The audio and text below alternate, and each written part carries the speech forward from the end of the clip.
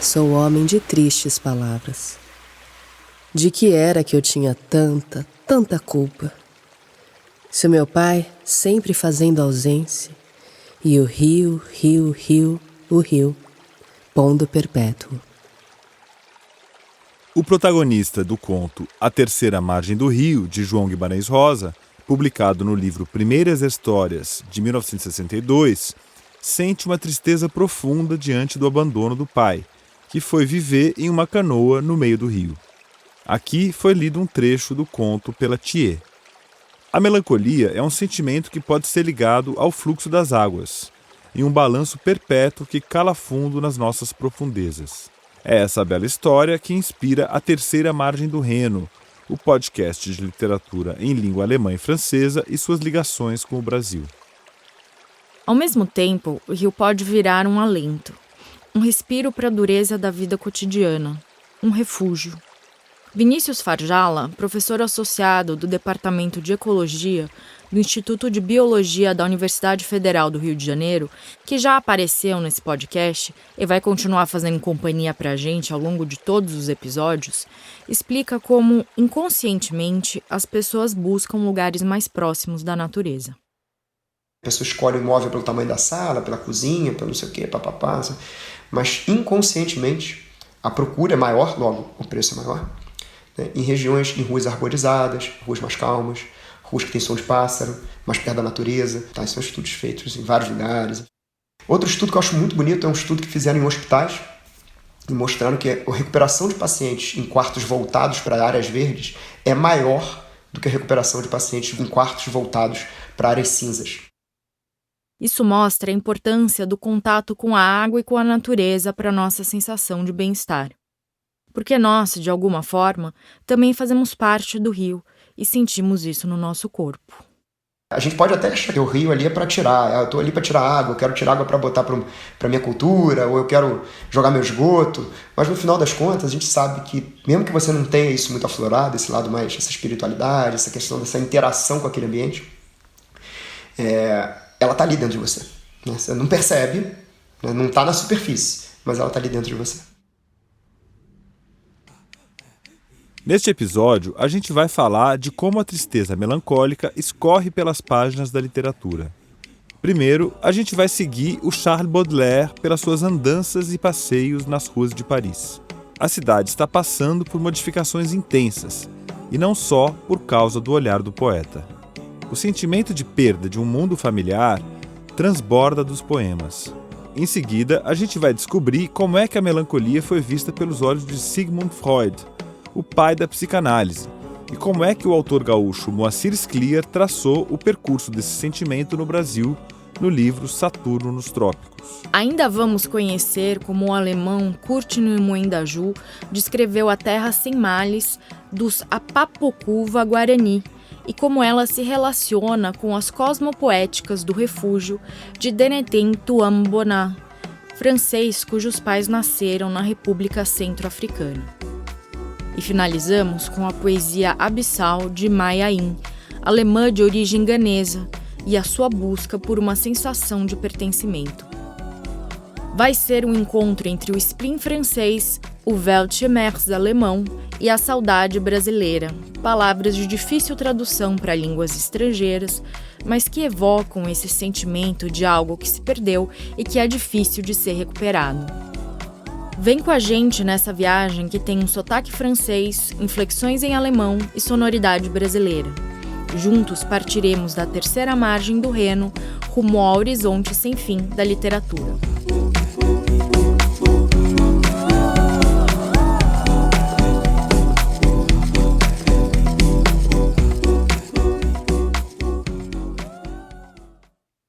Quando retornou a Paris depois de um exílio em Londres, o Napoleão III, que era sobrinho e herdeiro do Napoleão Bonaparte, ficou bem frustrado. Ele reencontrou a mesma cidade medieval que tinha deixado 12 anos antes. A mesma cidade com seus bairros sombrios, construções decadentes e ruas labirínticas. Na capital inglesa, de onde ele estava chegando, havia os grandes parques, os jardins, as avenidas largas e arborizadas. Sem falar no excelente sistema de esgoto que ajudava a prevenir os surtos de doenças que matavam sem dó milhares de pessoas em Paris. Coroado imperador, o Napoleão III tomou uma providência para mudar tudo isso. Ele contratou o Barão de Haussmann para tocar, a partir de 1853, a maior reforma urbana de que se tinha notícia até ali. A missão declarada era escancarar Paris, arejar, como quem abre as janelas de uma casa abafada. Ele também queria ornamentar a cidade com o que havia de mais requintado e construir um sistema de esgoto digno da capital de um império. Para isso, o Haussmann demoliu algo em torno de 12.000 construções para rasgar os grandes e famosos boulevards parisienses. O resto é história.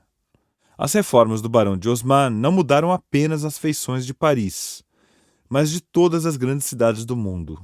E marcaram e marcam até hoje gerações e gerações de escritores. Um deles, o pioneiro que viu tudo aquilo acontecer e sacou as consequências daquelas obras de engenharia para outro tipo de obra, as obras literárias, foi o Charles Baudelaire, o grande flaneur de Paris, o poeta sempre em busca da miséria e do esplendor da metrópole, o precursor das andanças do fotógrafo Eugène Atget, ele também um outro grande melancólico. Um dos poemas mais conhecidos do Baudelaire se chama O Cisne, incluído na seção Quadros Parisienses de As Flores do Mal. O poema é dividido em dois. A primeira parte tem 7 estrofes e a segunda tem 6. O Cisne inaugura uma série de procedimentos poéticos que marcam a literatura moderna, como a justaposição entre o mito clássico e a realidade sórdida. Mas o âmago emocional do poema se relaciona com aquelas reformas de Paris, com o desaparecimento da cidade velha. A substância de O Cisne está na melancolia trazida por essa perda. O roteiro do poema é bem simples.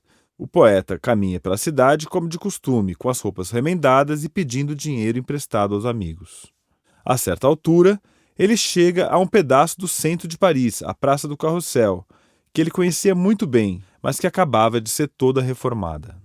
Derrubaram o casario de pequenos comércios e os recantos da boemia que existiam ali para abrir o espaço e sanear a região ao redor do Louvre. O poeta então experimenta uma epifania. Ele percebe que alguma coisa tinha se perdido para sempre, uma parte da vida, da juventude, do espírito dele.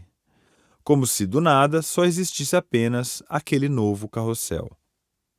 Sob o efeito visionário dessa embriaguez melancólica, o Baudelaire abre o poema evocando Andrômaca, a rainha de Troia.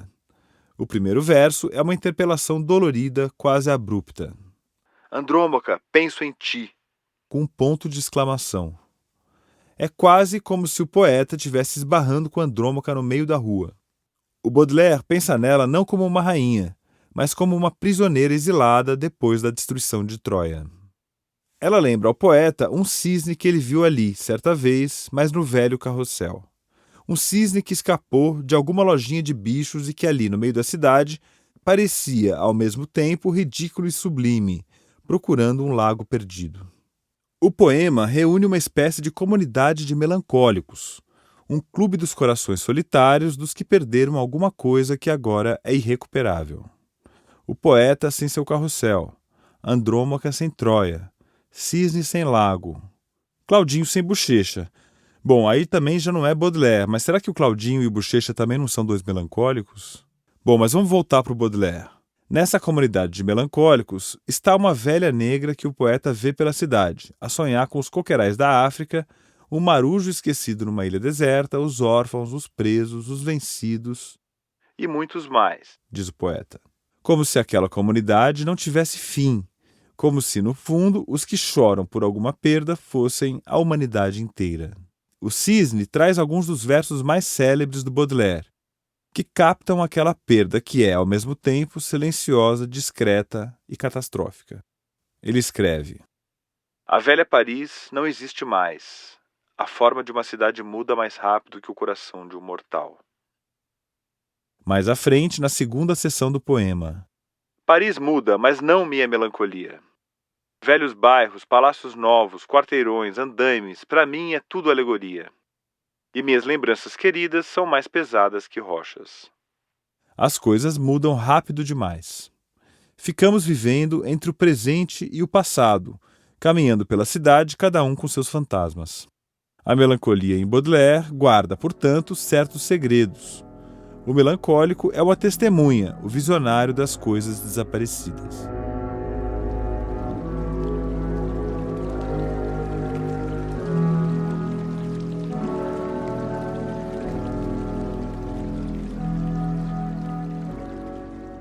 A psicanálise vai despir o melancólico dessa aura visionária. A partir dela, saem de cena esses conflitos sutis do espírito, muito férteis para quem faz poesia, e entra a observação fria das demandas do ego, que pode ser muito útil para quem se entrega ao divã. No ensaio clássico Luto e Melancolia, de 1917, o Sigmund Freud distingue um sentimento do outro, embora ambos possam ser explicados por uma descrição muito parecida. A melancolia caracteriza-se psiquicamente por um desânimo profundamente doloroso, uma suspensão do interesse pelo mundo externo, pela capacidade de amar, inibição de toda atividade e um rebaixamento do sentimento de autoestima. A linguagem descritiva da psicanálise já nos distancia do melancólico visionário do poema de Baudelaire. Mas há uma relação essencial. Para o Freud, a melancolia, assim como o luto, se relaciona a uma perda. Acontece que no luto, a perda tem um objeto claro, identificado, do qual aos poucos o sujeito vai se desligando, impelido por aquilo que o Freud chama de soma das satisfações narcísicas, o impulso vital. Já na melancolia, a perda não apresenta necessariamente um objeto claro. É uma perda, diz o Freud, de natureza mais ideal. O Freud comenta que o melancólico volta e meia sabe qual foi o objeto que ele perdeu, mas não sabe discernir precisamente o que foi que ele perdeu naquele objeto. É mais ou menos o que vemos no Cisne do Baudelaire. O poema se desenvolve também como uma investigação associativa. O poeta procura desvendar o que foi que ele perdeu ao perder aquela velha praça do Carrossel. E essa investigação o leva a pensar em Andrômaca, no cisne, nos órfãos, enfim, em toda a comunidade melancólica. Com o surgimento da psicanálise, acontece uma espécie de desencantamento da melancolia. Desaparece aquela aura sensitiva. O foco agora é o jogo da economia narcísica, os conflitos entre ego, mãe e mundo. Quem dá a letra é a psicanalista Maria Rita Kell, que escreveu o artigo A Melancolia em Walter Benjamin e em Freud. Na antiguidade, a melancolia designava, sim, uma estrutura de sensibilidade muito especial. Era alguém mais suscetível, mais sensível às coisas do mundo, mais aberto, digamos assim, e que poderia, por causa disso, sofrer mais. Mas tinha alguma coisa também de gênio no melancólico. Era uma mistura de loucura com genialidade. Na modernidade, quando Freud inaugura esse pensamento a respeito do inconsciente, essa especulação que veio a se formar como a psicanálise, ele vai puxar o estado melancólico para uma forma, um distúrbio psíquico, digamos assim, que se chamava na psiquiatria maníaco-depressivo. Falando de uma forma simples, o Freud vai dizer que o melancólico, um sujeito que se identificou com algum objeto de amor, e em geral é a mãe, porque é uma coisa muito antiga, então é como se fosse o primeiro objeto de amor, que seria a mãe, ele se identificou com esse objeto, mas ao mesmo tempo, para esse sujeito, esse objeto é odiado. A psicanálise reenquadra o melancólico. O melancólico desce do pedestal, deixa de lado os discursos sobre genialidade e melancolia e começa uma autópsia do ego em conflito com seus fantasmas formativos. Fantasmas que podem ser a mãe, o mundo, o outro, o imaginário. De novo, a Maria Rita Kell. O Lacan vai chamar de outro com maiúscula todo o campo da linguagem, da cultura, que é claro que dependendo de cada país que o sujeito está mergulhado, ele é uma coisa.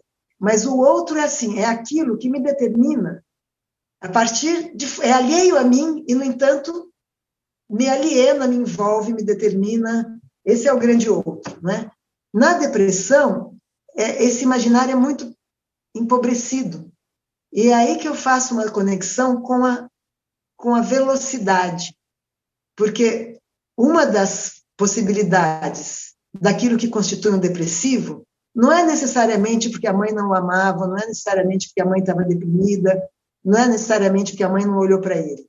A mãe, ou os pais, né? Mas é que a mãe é o primeiro. Em um outro trecho do seu famoso ensaio sobre o luto e melancolia, o Freud associa melancolia e revolta. Para ele, a chave do quadro clínico do melancólico está numa suspeita.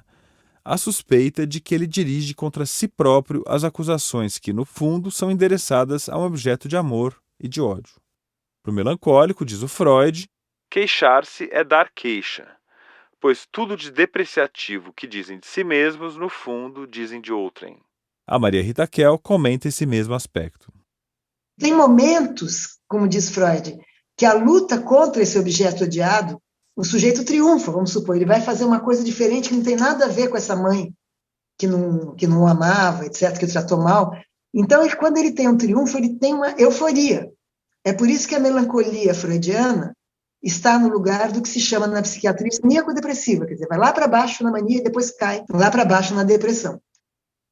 Esse quadro psíquico de uma melancolia que é, no fundo, revolta e repulsa, parece ser bem representativa de uma certa ironia melancólica que está presente na poesia e na ficção moderna. É ou não é, Baudelaire?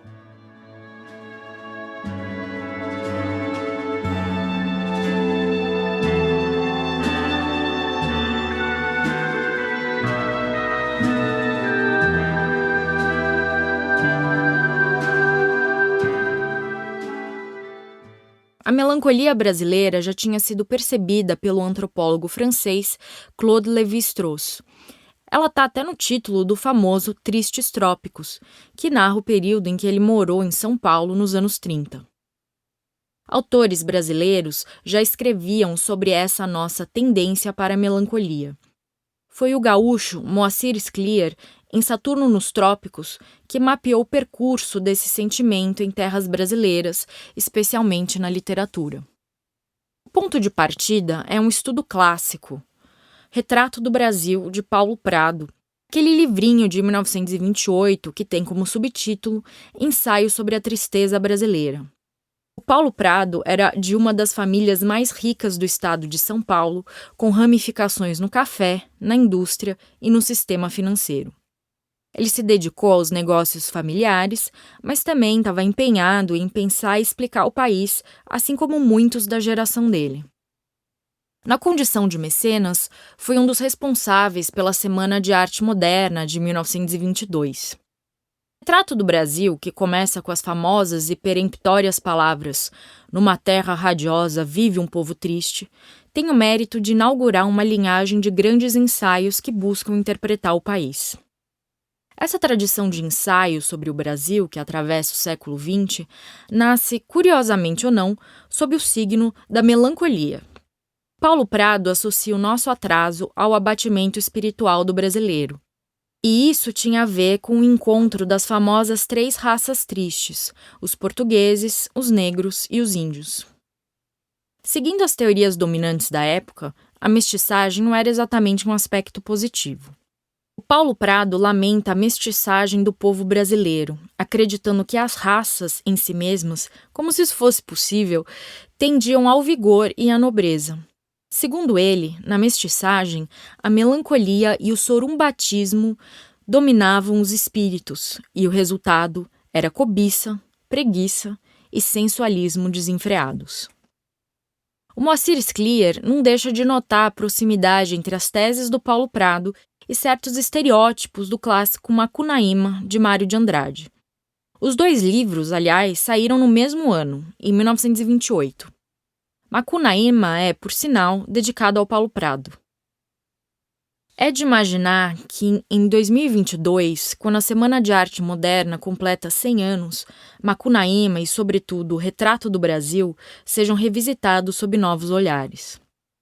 O fato é que o Brasil, como dizia Darcy Ribeiro, foi lavado em sangue negro. No sangue dos povos originários também, valeria acrescentar. E não tem jeito. O luto e a melancolia da perda não teriam como não se propagar por aqui, sob o vasto sol dos trópicos.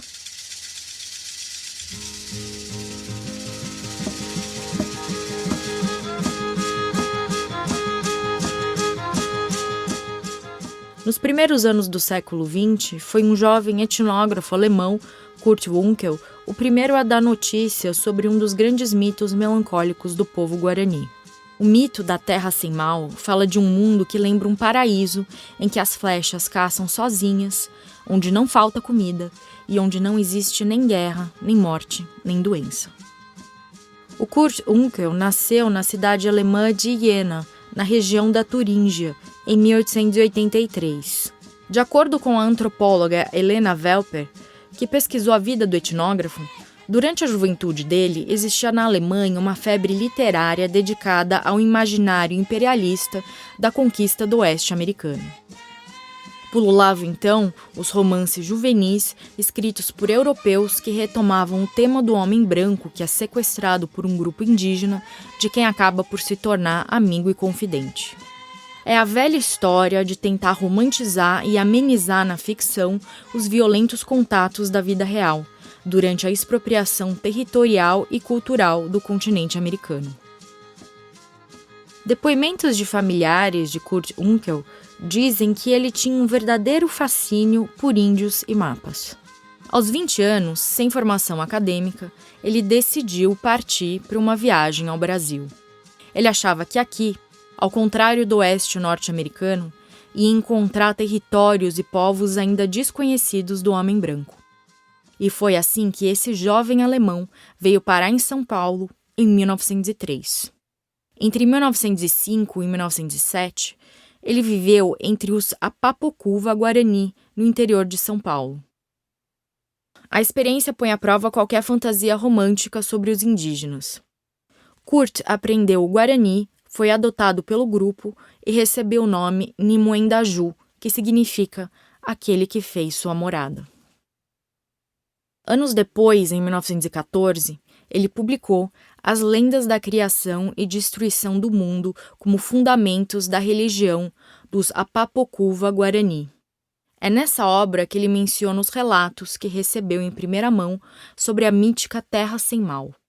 A partir dela, Kurt Unkel, agora Nimoendaju, propôs uma explicação religiosa para as grandes migrações guarani. A razão por que novos bandos guarani sempre aparecem vindos do oeste tem sido frequentemente mal compreendida. O Barão de Antonina, que foi quem mais lidou com estes recém-chegados nos anos 40 do século passado, afirma que eles teriam sido escorraçados de seu território em Mato Grosso por tribos inimigas. Os fatos históricos só fazem confirmar o que os próprios índios sempre me asseguraram. A marcha para leste dos Guarani não se deveu à pressão de tribos inimigas, tampouco à esperança de encontrar melhores condições de vida do outro lado do Paraná, ou ainda ao desejo de se unir mais intimamente à civilização, mas exclusivamente ao medo da destruição do mundo e à esperança de ingressar na Terra Sem Mal. Essa interpretação de Kurt Nimoendaju, então com 31 anos, terá muitas repercussões no tempo. A influência da presença branca é rebaixada e as grandes migrações guaranis são explicadas nos termos dos próprios indígenas como um anseio por uma terra mítica. Não é difícil entender o fascínio pela imagem da Terra Sem Mal, mas a sua força explicativa tem sido relativizada por outros antropólogos que apontam outras razões para as migrações guaranis. Acontece que é irresistível associar a Terra Sem Mal a um anseio coletivo dos guaranis por libertação da opressão e do genocídio. E esse mito se revela também muito poderoso para a literatura. O mito encontra eco, por exemplo, no romance A Morte e o Meteoro, do mato-grossense Joca Reiners Terron, lançado em 2019. O livro é uma aventura distópica envolvendo a destruição da Amazônia. O grupo fictício, que no enredo está em vias de extinção, se refere aos brancos como o grande mal, numa clara referência à Terra Sem Mal.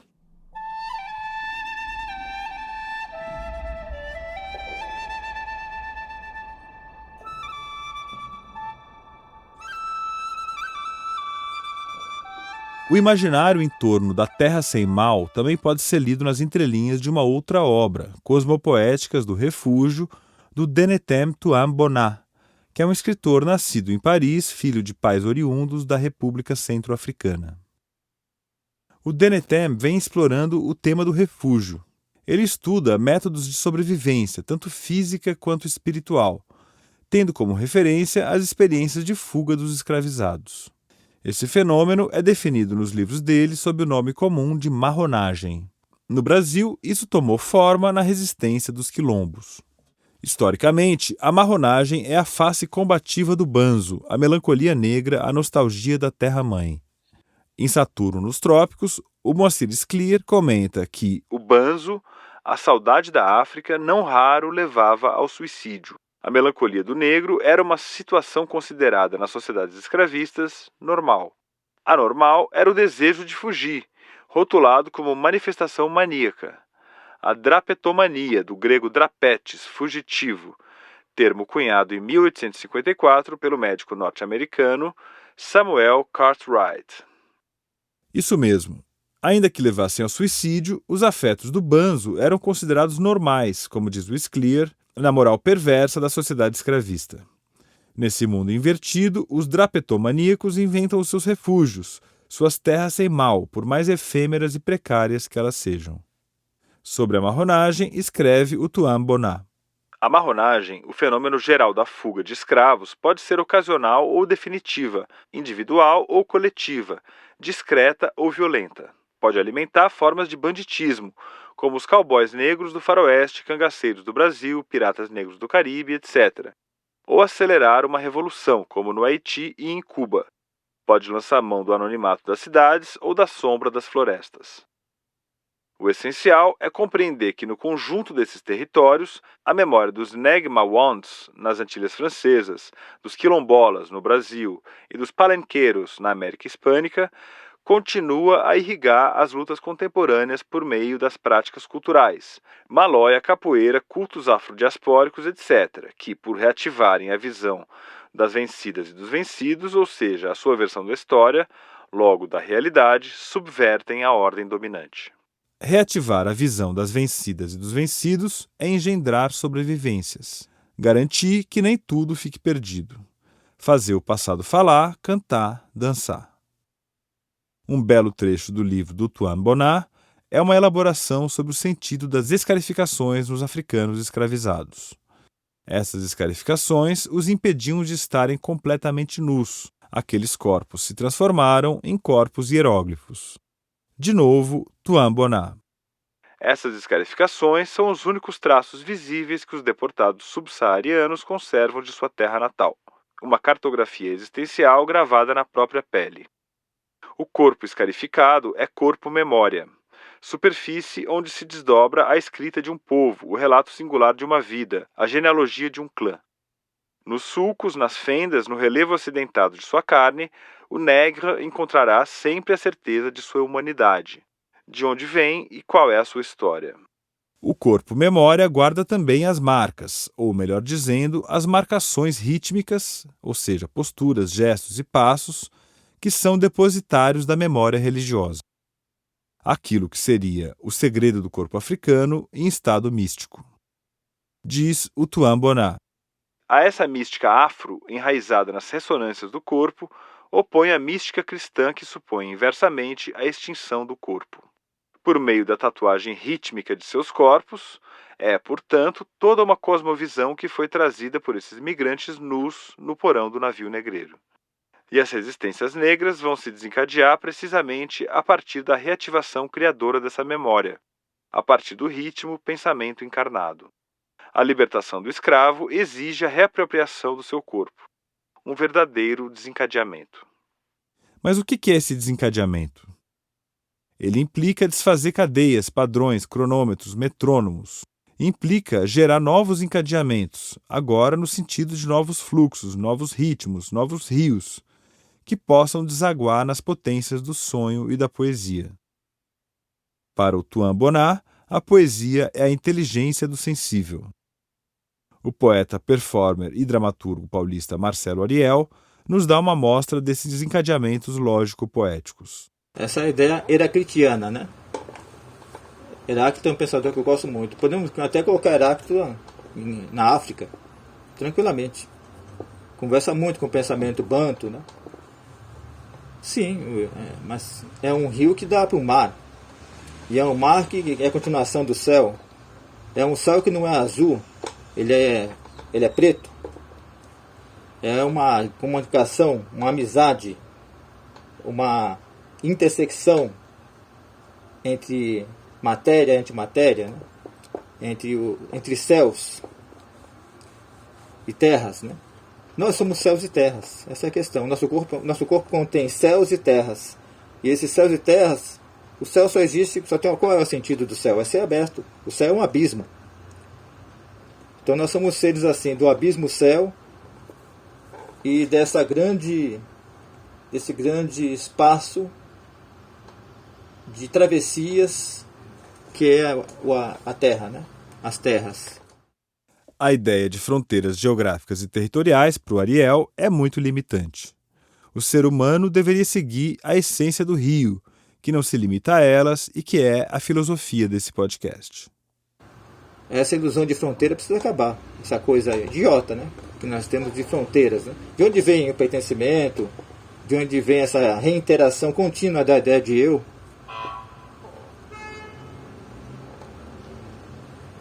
O eu tem sentido, ele é um ponto de partida, né?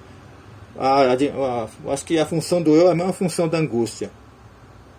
Você, entendeu? Você é um ponto de partida para essa imersão no mundo, né? Que não é uma coisa vaga, é uma coisa direta. Isso acontece agora, né? As pessoas precisam sair dessa velocidade, desse lugar. Entramos numa dimensão psicanalítica, parece, né? Em que cada dia parece aumentando o catálogo de angústias. Agora, onde é que está o catálogo, aspas, de maravilhamentos? Né? Estou estudando um pouco, eu gosto dos conceitos que estão em Tupi-Guarani. O Jarra Nandê Anoboyá, que significa em Tupi-Guarani, vamos nos maravilhar. Até mesmo no horror, quando há uma ação direta de enfrentamento do horror, o que vem depois é o maravilhamento. E o maravilhamento, a beleza, são coisas que os rios nos trazem, conforme diz o Marcelo Ariel, de novo com a ajuda de conceitos Tupi-Guarani. Tem uma expressão Tupi-Guarani, Tamboro Tecoporã, Tamboro Didi. Significa, a beleza é para todos, e a beleza é como a água. Rios concentram, como poucas coisas, as ideias de tempo e espaço. E volta e meia é a poesia que capta essa síntese, o lapso que se dá entre as transformações do tempo e do espaço. Continuando a ouvir o Marcelo Ariel. Eu acho que dentro da obra de muitas poetas, existe essa proposição, tanto da transformação do tempo quanto da transformação do espaço. E da transformação do nosso si mesmo em espaço aberto para a variação e a diferenciação. Espaço aberto para variação e diferenciação. Um refúgio não precisa ser um lugar fechado, um esconderijo, uma caverna. Um espaço aberto também é refúgio. Uma canoa no meio de um rio pode ser um refúgio, como na história do Guimarães Rosa. O Tuan Bonar provavelmente concordaria com o Marcelo Ariel. E eu arriscaria dizer que tem alguma coisa de cosmopoética do refúgio também naquele chamamento do Baudelaire, naquela convocação a todos os melancólicos. A melancolia do Baudelaire traz uma intuição, a de que o progresso é um monstro que devora seu tempo, seus ritmos e seus amores. E contra esse monstro, o Baudelaire inventa os seus refúgios, por vezes seus paraísos artificiais. Ou poderíamos dizer, depois desse episódio, quilombos artificiais.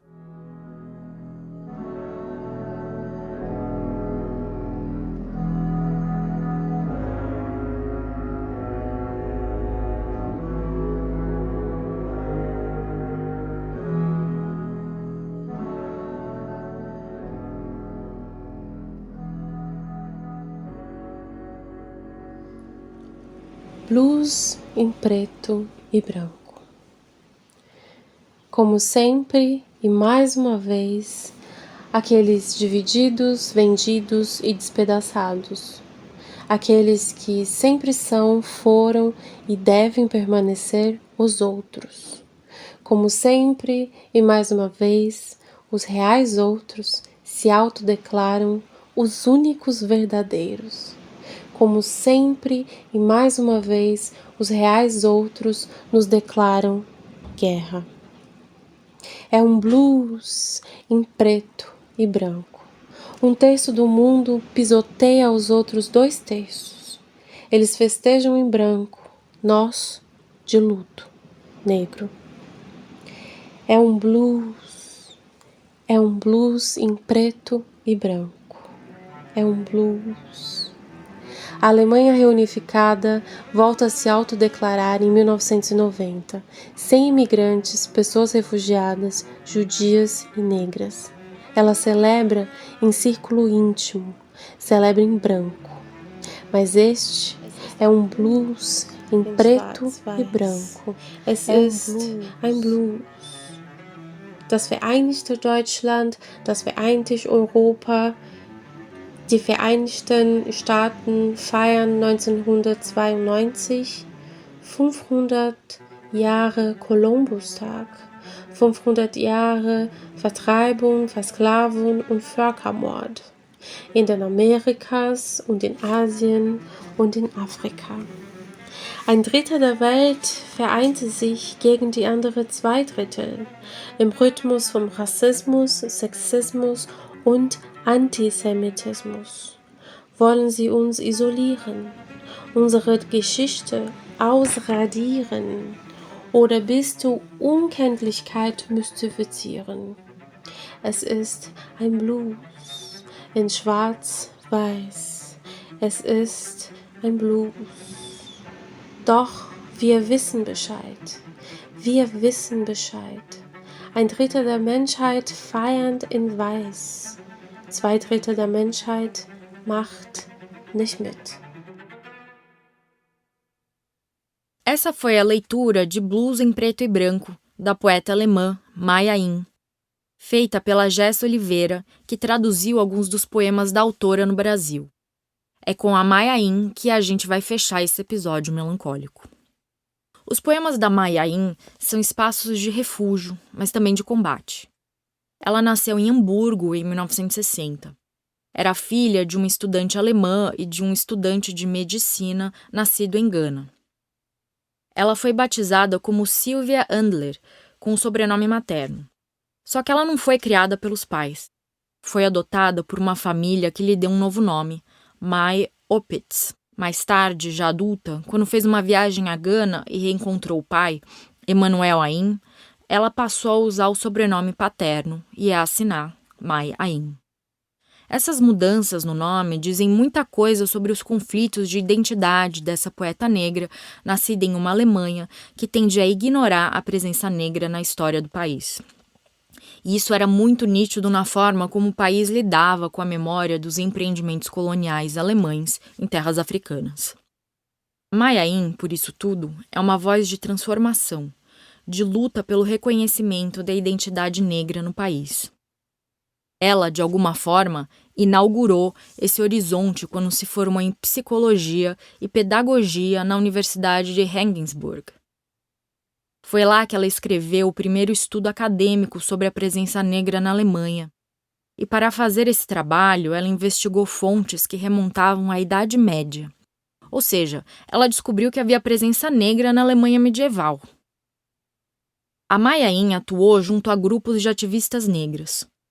Foi uma forma de estabelecer um refúgio no sentido criado por Denetem Tuamboná, ou, como dizemos em português, de se aquilombar. Ao lado da produção acadêmica e do ativismo político, o tripé se completa com a produção poética. Em meados dos anos 80, ela publicou a coletânea de poemas Blues em Preto e Branco. Dá para dizer que o livro se inscreve numa tradição afrodiaspórica. Assim como em outras autoras e autores africanos que se espalharam pelo mundo, existe na poesia da Maya Angelou uma busca pela reconexão com uma ancestralidade interrompida. Mas também está lá o desejo de fundação de um novo lugar. Esse projeto não deixa de ter seus tons dolorosos, oscilando entre uma comunidade a ser descoberta e celebrada e o sentimento de desterro. O nome disso, podemos dizer, é melancolia. No Brasil, a poesia dela tem sido estudada e traduzida pela pesquisadora Jess Oliveira. A Jess traduziu e publicou em edição da autora o livro Você é Afro-Alemã? Poemas de Maya Angelou. A própria Jess chama de fanzine. É uma edição bilíngue em português e alemão.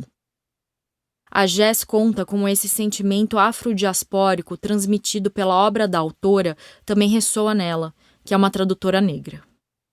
aparece na obra esse impasse, né, de ter crescido na Alemanha, de ter nascido na Alemanha, de ter sido alfabetizada, de ter sido educada na Alemanha e sempre receber essa pergunta, por exemplo, de onde você vem, né, que é uma pergunta clássica que qualquer pessoa escuta na Alemanha, né, qualquer pessoa negra ou não, como posso dizer isso?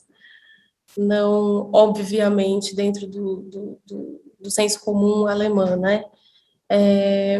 Então, eu acho que ela trabalha esse incômodo nos poemas, né? É um incômodo que é horrível, né? Que a gente conhece um pouco aqui enquanto pessoas negras no Brasil também, né? A questão de você não ser cidadão completo, né? De você ver todo momento pessoas que parecem com você sendo sumariamente assassinadas e você meio que não poder fazer nada, né? Você conviver com isso. Então, esse foi um elo, assim, também, que me trouxe um pouco para perto da obra dela, e também porque eu estava em desterro, né? Eu estava na Alemanha quando conheci ela e também sentia essa angústia, de alguma forma, né? Não porque eu amo o Brasil, não porque o Brasil me conforta, mas porque eu compartilho algumas dessas sensações com ela, tanto no Brasil quanto fora do Brasil, né?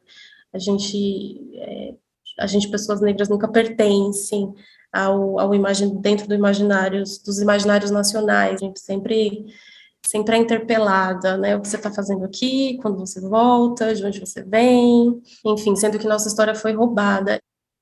A poesia melancólica e por vezes irônica da Maya Angelou é marcada por um caráter combativo. Dá para entender. A fundação dessa identidade não poderia acontecer sem conflitos. Nos poemas dela, é possível perceber as agressões de um racismo condescendente e passivo-agressivo. É o caso de Afro-Alemã I e Afro-Alemã II, poemas desconcertantes em que a poeta dramatiza a voz de uma figura alemã branca. Ela ressalta o preconceito de um discurso que começa querendo ser benevolente, mas aos poucos ganha um tom de racismo aberto, beirando a ameaça. Antes da gente ouvir o poema, vamos abrir um parênteses para ouvir a Jéssica Oliveira explicando por que hoje em dia o termo afro-alemão, com hífen, já não é mais tão usado. Sobre o termo que dá nome ao poema Afro-Alemã I, eu gostaria de abrir uma nota. E dizer que esse termo, essa identidade, surge nos anos 80 a partir de uma necessidade urgente de se autonomear, né? Já que não existiam nomes pelos quais elas gostariam de serem chamadas, né? Então, elas cunham, junto com Audre Lorde, esse termo. Mas, hoje em dia, muitas pessoas negras alemãs preferem se apresentar ou serem referidas como pelo nome do país da diáspora africana ou do continente africano, de onde elas vêm ou de onde alguma parte da família delas vem. Então, por exemplo, conheço pessoas que se apresentam ou se identificam como nigeriana alemã, senegalesa alemã, brasileira alemã, estadunidense alemã.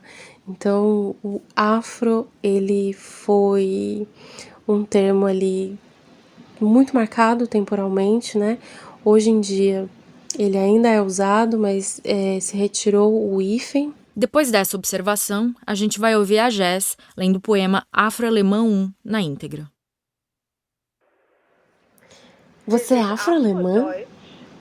Ah, entendi. Africana e alemã. Não é que dá uma mistura interessante? Sabe que muitos ainda pensam que os mulatos não conseguem tão longe na vida quanto os brancos. Eu não acredito nisso. Quer dizer, com a educação adequada, né? Realmente, que sorte a sua ter crescido aqui. Até com pais alemães, veja só. Você não tem vontade de voltar algum dia? Quê? Você nunca esteve na terra do seu pai? Ai, que triste. Olha, se você quiser saber, uma origem dessas deixa uma marca e tanto. Eu, por exemplo, eu sou de Westfália e eu acho que lá é meu lugar. Gente, com toda a miséria do mundo, ainda bem que você não ficou lá na selva, pois hoje você não teria chegado tão longe. Quer dizer, você é mesmo uma mocinha bem inteligente. Se estudar bastante, vai poder ajudar sua gente lá na África. Você foi predestinada para isso. Eles vão te ouvir com certeza. Já nós aqui, bem, é que tem um desnível cultural, né? O que você quer dizer, fazer algo aqui? Que diabos você poderia fazer aqui, hein? O quê? Nem tudo são flores por aqui. Mas eu acho que cada um deveria olhar primeiro para o seu próprio rabo. A Jess ficou impactada quando descobriu uma gravação da Maya Angelou recitando seus próprios poemas. Os poemas Afro-Alemão 1 e 2, eles, assim, quando eu ouvi a Maya Angelou recitando esses poemas, eu falei, nossa, é minha vida hoje, 2011, na Alemanha, né? Me identifiquei bastante, né, com os diálogos, com as cenas, e tem a ver e com a atualidade dos poemas, né? O blues em preto e branco, ele é extremamente atual, né? Ele fala de uma configuração geopolítica da supremacia branca que não mudou nada, né? E falando e mesclando com eventos nacionais, né? E qual é o lugar dessa pessoa, né, dentro desses eventos, dessas grandes narrativas nacionais? E é uma pergunta que eu também me faço, né? Qual é o lugar, o lugar das pessoas negras nas narrativas oficiais brasileiras, né? Ou nos livros infantis, por exemplo, né? Como essa história é sequestrada mesmo, né? Como a gente não consegue contar, ou não conseguia publicar, né? Na verdade, as histórias a gente sempre contou, as nossas famílias sempre contaram, né? A história está aí, no fundador da Academia Brasileira de Letras, né? Está aí na primeira romancista brasileira, está aí no samba, está aí na cultura, né, brasileira. Mas essa história é sempre sequestrada, de alguma forma, né? Então, essas particularidades nacionais, elas se tornam pontes transnacionais, né, de algumas experiências. Então, esse incômodo pessoal também foi uma motivação para traduzir os textos, os poemas. Outro poema dela sobre esse conflito com os enquadramentos preconceituosos, que são verdadeiras camisas de força do imaginário social, é Monólogo em Preto e Branco. Aqui, a mulher negra é vista por um olhar marcado por fantasias eurocêntricas, quase como se ela funcionasse como um anúncio de férias paradisíacas. Nesse poema, o eu lírico se dirige a uma mulher branca e se pergunta onde pode encontrar a sororidade. Você me vê atrás da sua câmera de bolso, lembranças da África Oriental e aquilo que você leu a respeito, pronto para descarregar em mim. Os Maasai admiráveis, seus sorrisos, e apesar das barrigas de fome, crianças felizes. As últimas férias, você passou lá e quer me ver dançar, para que as imagens voltem a ser palpáveis. Olho para você, para longe e para o passado, para frente e para trás, e busco um motivo para te chamar de irmã.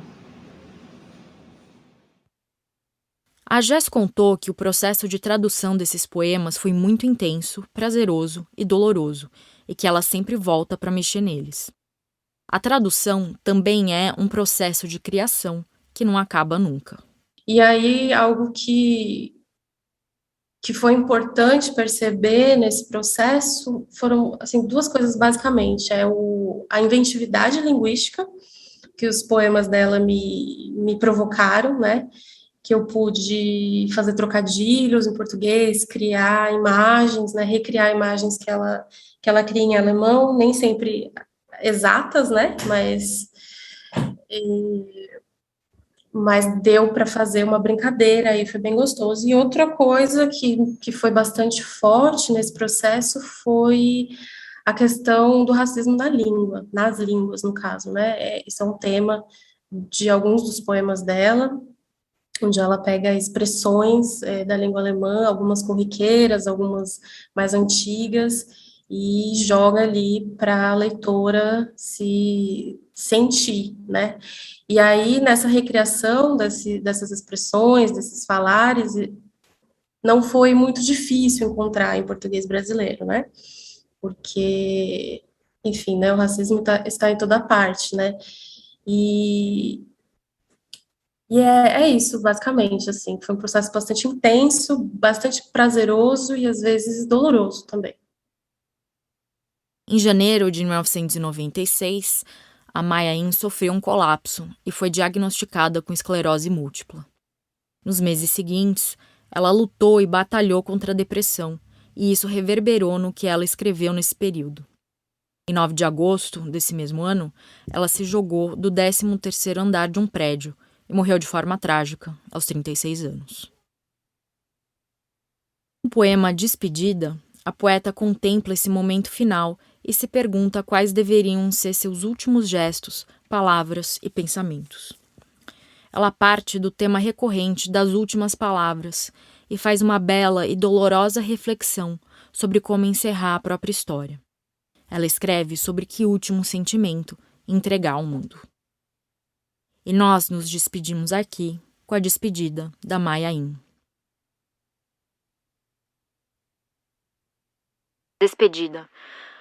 Quais devem ser as últimas palavras? Adeus, ainda nos vemos, algum dia, em algum lugar? Quais devem ser os últimos gestos? Uma última carta? Um telefonema? Uma canção suave? Qual deve ser o último desejo? Me perdoe, não me esqueça. Eu te amo. Qual deve ser o último pensamento? Obrigado? Obrigado. Esse foi o 3º episódio de A Terceira Margem do Reno, o podcast sobre literatura em língua alemã e francesa. No próximo episódio, que vai ao ar em 2 semanas, vamos ver como as relações familiares, o sexo e o amor aparecem nessa literatura. A Terceira Margem do Reno é um podcast feito em correalização pelas unidades do Rio de Janeiro e de São Paulo do Goethe Institut, pela Bibliomaison e o escritório do livro da Embaixada da França no Brasil e pela Associação 451. Eu, Paulo Werneck, sou o responsável pela direção geral. O roteiro desse episódio é assinado por Odorico Leal. Eu, Paula Carvalho, sou responsável pela coordenação do podcast e pelo tratamento do roteiro. A produção ficou a cargo da Ashley Calvo, com apoio da Mariana Shiraiwa.